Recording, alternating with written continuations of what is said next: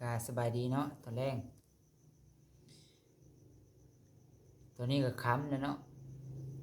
มันในตอนค้ำเพราะว่ามันโบมีเวลาเนาะตอนกลางเว้นไปเวียกไปกันก็เลยว่าสิอัดตอนค้ำเนาะมาตอบคอมเมนต์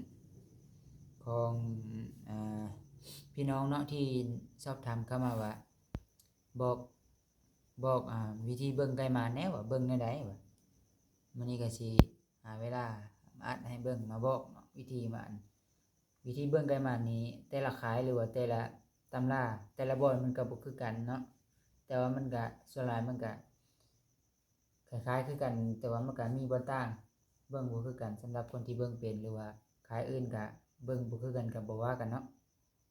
ไก่ตัวนี้มันสิออกสีเหลืองเนาะงามไก่ตัวนี้ไก่อ่อนไก่ประมาณ8-9 เดือนพอดีโตบ่ว่าหลายเนาะมีแต่สิมาบอกเลยว่ามันเบิ่งได้ใดเฮาก็เบิ่งนึ่งก่อนนึ่งเฮาก็เบิ่งเบิ่งใกล้ๆเอาหอนก่อนเนาะหอนนี้ท่าดีนี้ปกซบกายดังมันออกมานี่ให้มันคันหอนใหญ่ๆปกซบแห้งคักซำนี้ก็โอเคหรือว่าหอนน้อยก็ได้เนาะแต่ว่าขอให้เป็นหอนแนบคันสิต่อขึ้นให้เป็นหอนแนบหอนมันแนบลงมาในงอนมันนี่คันหอนขึ้นแล้วบ่เอาหอนขึ้นแหละมันสิเป็นไก่บ่เชื่องเจ้าของเวลาไก่ป่าเข้ามาแล้วมันสิไปหาเจ้าของก่อนมันสิเวียนไปหาเจ้าของสุดท้ายแล้วมันก็เห็นคนแล้วมันก็ออกไปอันนั้นความหมายของไก่หอนเขินคันหอนมันแนบลงมางอนนี่แหละมันสิเชื่องเจ้าของตามประสบการณ์ที่เบิ่งมาแล้วก็ไปต่อมันก็แม่นความอีหลีลีใกล้ๆนี่คันใกล้หอนแนบนี่ลีใกล้ๆนี่บ่เห็นดำดีบ่เห็นดำดีน่ะคันใส่สุดลายพรางแห้งแล้วเลยแห้งบ่เห็นคันใกล้หอนเขินนี่ไปต่อเจ้าสินังไก่ซำใดก็ย่าเคยแล้วก็ยังเว้านี่น่ะแม่นความเขาอีหลีแม่นความคำโบราณเขาเว้าอีหลีว่าไก่หอนเขินหอนแนบคันนังไก่ซำใดก็ย่ามันสิมาหาทางเฮาก่อนไก่มันอยู่ทางหน้าก็ย่าเฮาได้ยินเสียงคันมันอยู่ทางหน้านี่เฮาต่อนี่มันสิเข้ามาทางหลังพี่โค้งมาหาเฮาก่อนจังเข้าหาไก่ต่อมันสิเห็นเฮาบัดนี้น่ะอันนี้1เนาะเอาไก่หอนแนบลงนี้ปกงอนนี้2มานี่จักหอนให้มันเป็นคีกบ่ให้มันเป็นคู3หรือว่า5หรือว่า9 11เนี่ยนี่นะให้มันเป็นคีกไว้ดีๆไก่มันสิได้กินดนหาได้กินดนหาได้กินมัน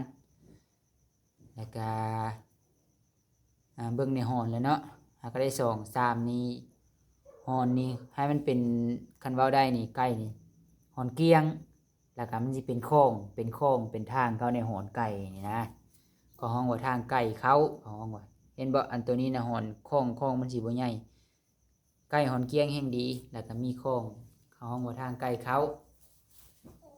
3เนาะ4บัดนี้4นี่ต่างนานี่ต้องเปิด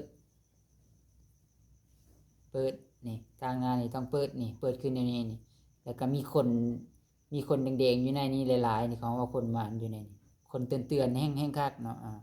เท่าใดละ4แล้วเนาะ5ศพนี่ให้เป็นคือศพแหลวบ่ให้คันศพปูแล้วใกล้ขี้คัดขันของว่าคันศพแหลมมันงอมาสไตล์แบบศพไก่ป่ามันสิไก่มันสิขันดีไก่มันขันดุไปโตเฮาก็ไปก็สามารถลิ้นได้หลายมันลิ้นได้ดนนะถ้าไก่คึกแห้งดนแห้งคักศพบัดนี้คันศพดำแข็งต้องเป็นของว่าแข็งเขียว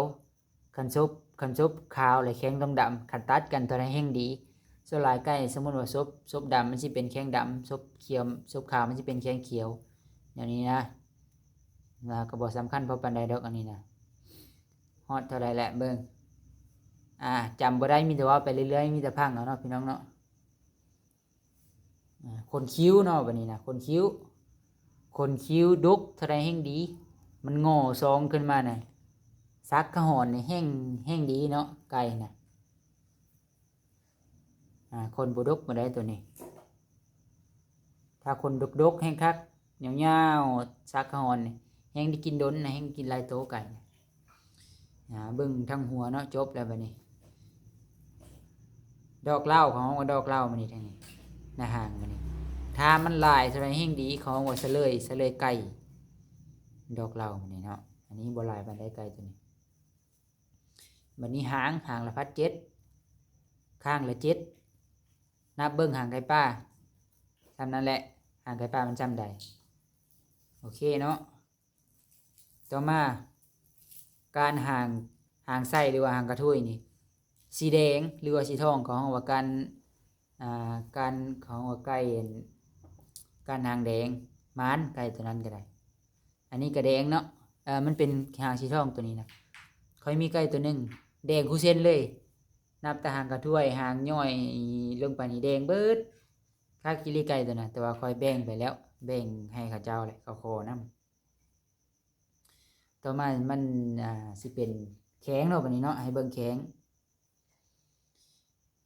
นี่เกตนี่ต้องงามคันต่อขึ้นพังดีๆได้เกตนี่ต้องงามเบิ่งแข็งไก่ป้าเกตมันสิเป็นเรียงลงมามันสิเป็นแบบว่าผ้าหรือว่าสายผ้าหรือว่าบนไผ่ผ้ามันซอดนะมันเป็นซิกแซกทอนข้างกลางนะเกตไก่มันสิเป็น2แถวเนาะให้มันแข็งงามบ่ให้มีเกตตันบ่ให้มีแข็งตันขันต่อขึ้น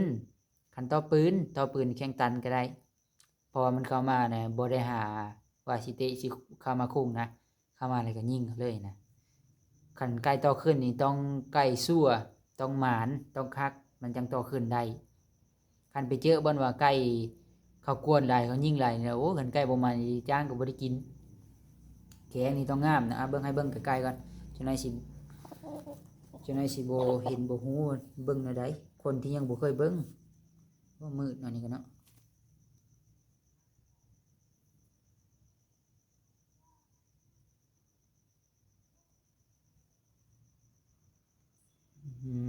บ่คักเนาะนี่เนาะกลางคืนบ่อยากเห็น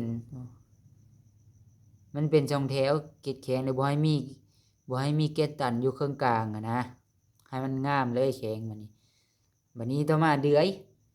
ยขาวแห่งดีของว่าเดือยเพือกเนาะมันคืองาช้างคันไก่เดือยขาวเดือยเพือกแหละไก่นี่ไปโตนี่ไก่อ่อนกับเข้าไก่แก่กับเข้าหลายไก่นะสมมุติว่าไก่โตเฮาไก่แก่ก็ตามกันเอาไปโตนะไก่อ่อนไก่ป่าก็เข้ามาคือกันเข้ามาติเข้ามาหาเคยโตมาแล้วเคยมีประสบการณ์นะเนาะจังเว้าได้แล้วก็มันก็ถือกับตำราที่เขาบอกเขากล่าวมาเนาะบัดนี้คันเบิ่งคันเว้าหลายมันก็หลายบ่เบิ่งเนาะอันสายเลือดอยู่ในข้างแข้งไก่นี่นะของว่าสายเลือดไก่ถ้ามันแดงแห้งมานแห้งมานดนอันนั้นก็ได้ถ้าลงคุ้งงามตีนนี่แห้งมานแห้งเนาะบัดนี้เบิ่งเล็บบัดนี้นะเล็บทางส้นน้องมันนี่เล็บนิ้วทางหลังซึ้นมันนี่นะ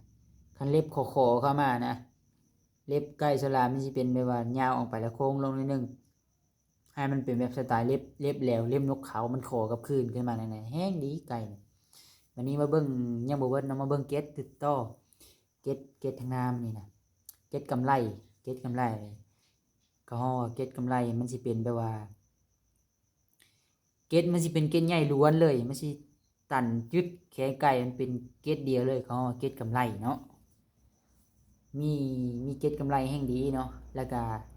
มันสิมีอีกเขาว่าเกตเสื้อซ้อนเล็บนี่เขาสิแบบว่าเวลามันยืนนี่นะเวลาเขาจับขึ้นนี่เห็นเวลามันยืนแหละมันสิลิฟเข้าในมันสิลิฟเข้าเกตตัวเนี้ยตัวในนะมันเกตตัวอื่นมันเสืองไว้เกตนะของว่าเสื้อซ้อนเล็บเกตตัวนั้นเนาะแล้วก็เบิ่งนี่เนาะนี่หลังไก่นี่ให้มันเป็นสีมันว้าวสีประดู แล้วก็มาเบิ่งปีกนี่ส่วนหลายไก่มันสิเป็นข้างละ10ข้าง11แห้งดีเนาะปีกไก่นี่แล้วก็มันสิมีให้มันมีปีกให้มันมีก้านขาวในกกปีกนี่อยู่ในปีกนี่ก้านขาวมองใดก็ได้ในปีกน่ะมานแห้งอันนี้ก็ได้แล้วก็เลือกไก่น่ะข้างปีกไก่นี่ในบ่อนนี่คันว่าได้นี่บ่ให้เห็นสีเห็นให้ขนมันโป่งเต็มเบิดไก่นี่ดีแล้วก็มันสิมีปีกน้อยๆ3อันนี่นิ้วบอลนิ้วก้อยค่อยซีนี่ปีกน้อยๆมันสิมีอัน3เซนใหญ่กว่าหมู่ให้มันมี3เซนมันมี2ก็บ่คักปานใดมันมี4ก็บ่คักปานใดให้มันมีขีกว่าง่ายๆซะหลักๆก็คือ3นั่นแหละถ้ามันมีก็ดีถ้าบ่มีแล้วก็บ่เป็นหยังองค์ประกอบมันหลายส่วนนะมีหยังนอกปานนี้เนาะสิว่ามื้อนี้บอกมาเบิดเลยได้นี่บอกเบิ่งวิธีไก่มานี่เบิ่งได้นี่บ่ได้ปิดบังบ่ได้อำหยังเบิ่งเนาะบัดนี้ยังเอิกนี่ให้เอิกดำและขาพื้นท้องกายลงมาหาก้นแหละให้มันเป็นลายคือลายเอิกนกเขาขาพื้นท้องขาตีนมันมาลงหาก้นนี่ให้มันเป็นลายคือนกเขาก้นมันเนาะมาส่วนหลายไก่ส่วนหลายมันสิมีก้น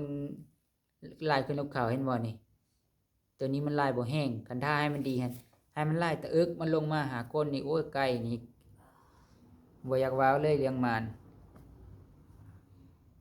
แล้วก็บัดนี้เบิดแล้วบ่บัดนี้เนาะ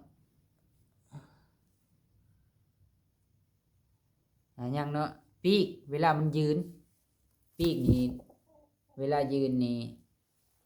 ให้ปีกปกเข้าเขาห้องว่าบัดนี้เสียงขันบัดนี้เสียงขันนี่ขันกระซากขันตัดก็ได้ขันลากน้อยนึงก็ได้แต่ว่าบ่ให้ลากยาวขันเสียงน้อยแห่งดีเนาะใกล้ขันเสียงใหญ่นี่บ่แนะนำปานใดห่างต้องลากดินก็คือความหมายเวลาไก่ขันเห็นบ่ไก่ปลาขันเวลามันขันหางมันสิแวบลงห่างกระถ้วยนี่ให้มันลากดินเวลามันขัน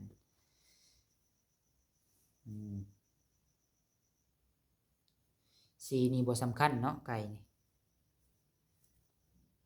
แต่ว่ามันก็ขึ้นกับสถานการณ์แต่ว่าไก่บอลคนกวนหลายนี่ต้องต่อลูกผสมถ้าไก่โตเฮาเอาไปโตนี่มันบ่จะเข้าเนาะบอลไก่คนกวนหลายนะอันที่ว้าวมานี่คือสิเบิดแล้วบัดนี้เนาะถ้าจำบ่ผิด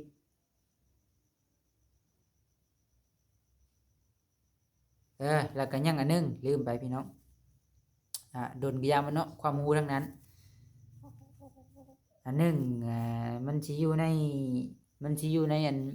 การปีกมันน่ะเบิ่งให้เบิ่งครับ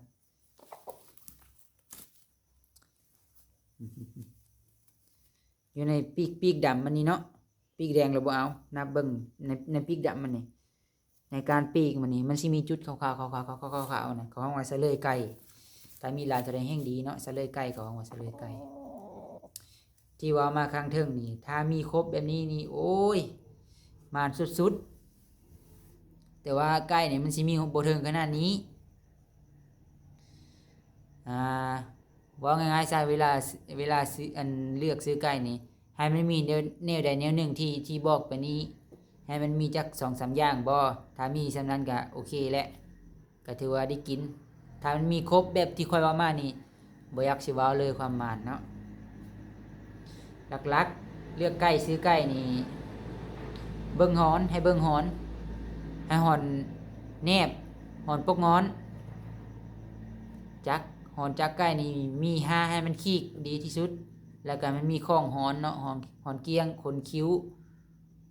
วยาวซักกะหอนต่างทางหน้าเปิดแข็งงามพ่อเบิ่งสำนันพ่อไก่เนาะอันหลักๆอันเลือกซื้อไก่น่ะสำนันพ่อถ้าหาแบบคอยที่ว่ามาในแบบวาวเบิดนี่นะมันบ่มีเนาะไก่มันบ่มีเฟื่อเฟกมันบ่สมบูรณ์แต่ว่าให้มีแนวใดอย่างหนึ่งนะที่บอกกันนี่นะไก่นี่ได้กินเนาะนะ แล้วก็เสียงคันก็ให้มันกระซากคันกระซากเสียงน้อยเสียงตัดหรือว่าเสียงหลากหน่อยหนึงก็ได้ให้มันเนียนๆหน่อยหนึงสไตล์แบบไก่ป่าขันเนาะอ่าคลิปนี้กับความรู้ล้วนๆเนาะบ่มีหยังหลายตอบคอมเมนต์พี่น้องถามว่าบ่เบิ่งวิธีเบิ่งไก่มาแนวเบิ่งแนวใดก็จัดไปเนาะบอกแหละนะคลิปนี้ก็ถ้าว่ามีประโยชน์ก็อย่าลืมกดไลค์กดแชร์กดติดตามเพื่อสิบ่พลาดคลิปใหม่ๆจากช่องของคอยที่เอาลงไปเนาะบ่ว่าจะเป็นคลิปต่อไก่บ่คลิปอัปเดตไก่ต่างๆเนาะถ้ารอทำรอติดตามนะครับชมพี่น้องเอ้ยถ้าว่าคำใดผิดก็ขออภัยนำเนาะพี่น้องคลิปนี้ก็สิขอจบเพียงเท่านี้แหละพี่น้องเอ้ยถ้ามีหยังบ่เข้าใจก็สามารถสอบถามหรือว่าคอมเมนต์